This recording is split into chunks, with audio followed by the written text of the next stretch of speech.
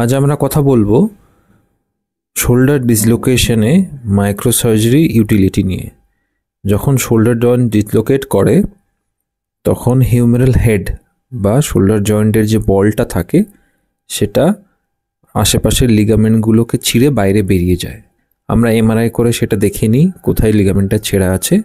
তারপর মাইক্রোসার্জারির মাধ্যমে ক্যামেরা দিয়ে জয়েন্টের ভেতরটা ভালো করে এক্সামিন করে দেখে যে জায়গাটা লিগামেন্টটা ছিঁড়ে গেছে সেই জায়গাটায় হাড়ের সাথে লিগামেন্টটা আবার সেলাই করে দিই স্পেশাল সুচার অ্যাঙ্কার বা সুতো দিয়ে।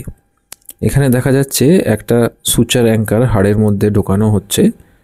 সুচার অ্যাঙ্কারটা স্পেশালি ডিজাইনড, যেটা হাড়ের মধ্যে গেলে অটোমেটিক লক হয়ে যায় এবং অ্যাঙ্কারের মধ্যে একটা খুব শক্ত অথচ পাতলা সুতো থাকে যেটা দিয়ে লিগামেন্টটা বাইরে থেকে ইনস্ট্রুমেন্ট দিয়ে সেলাই করা সম্ভব।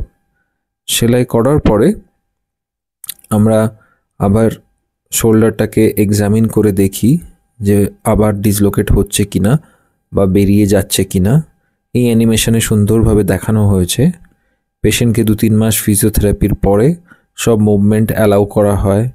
ভারী কাজ বা যারা স্পোর্টস পারসন, যারা খেলাধুলো করেন, ক্রিকেটার বা ফুটবলার যারা বল ছোড়েন বা হাতটাকে মাথার পিছনে নিয়ে যান, সেই অ্যাক্টিভিটিসগুলো সব আবার রিজিউম করা সম্ভব। এই পেশেন্টের আর্থ্রোস্কোপ বা মাইক্রোসার্জারির মাধ্যমে সুচার অ্যাঙ্কার দিয়ে দেখতে পাচ্ছেন অপারেশন করা হয়েছে এবং অপারেশনের পরে তিনি এখন স্বাভাবিক জীবনযাপন করছেন। ধন্যবাদ।